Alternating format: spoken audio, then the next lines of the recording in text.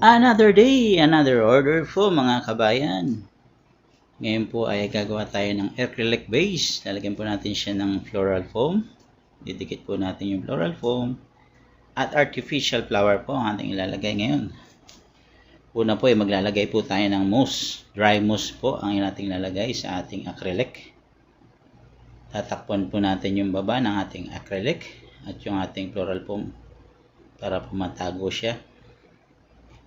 Pagkatapos po natin lagyan ng dry mousse, maglalagay din po tayo ng pebbles. White pebbles po ang ating ilalagay para dagdag design po sa ating gagawing artificial flower arrangement po.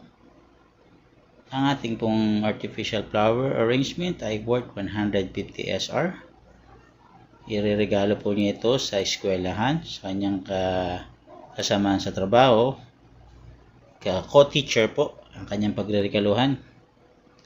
Para daw po hindi nabubulok, artificial flower po ang kanyang in order at ibibigay sa kanyang co-worker. Para daw po kahit i-display niya sa school ay hindi basta-basta masisira. Kahit 1 taon, 2 taon ay tatagal. Basta naalagaan lang ng linis, ayos na. Yan po, nakompleto na po natin ng pebbles ang ating acrylic base. At lalagyan din po natin siya ng mousse sa loob, sa taas. Tatakpan po natin lahat yung floral foam. And then mag-start na po tayo maglagay, magtusok ng ating orchids na artificial flower. Nag-umpisa po tayo sa gitna. Lagay po tayo ng 2 malaking orchid at maliliit na orchid sa magkabilang side. Palibot.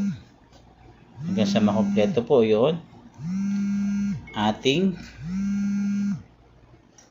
acrylic base.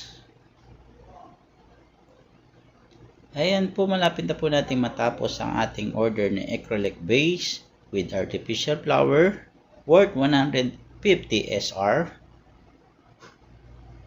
I hope po na gusto nyo ang aking simple tutorial of making flower, artificial flower. Paki-follow and like na po ang aking page at paki-share na rin po for more videos. Ang ito po ang inyong kabayan, si Angel. Maraming salamat po sa inyong walang sawang panonood at pagtangkilik at pagsubaybay sa aking mga video. God bless you all mga kabayan at mga kabulaklak.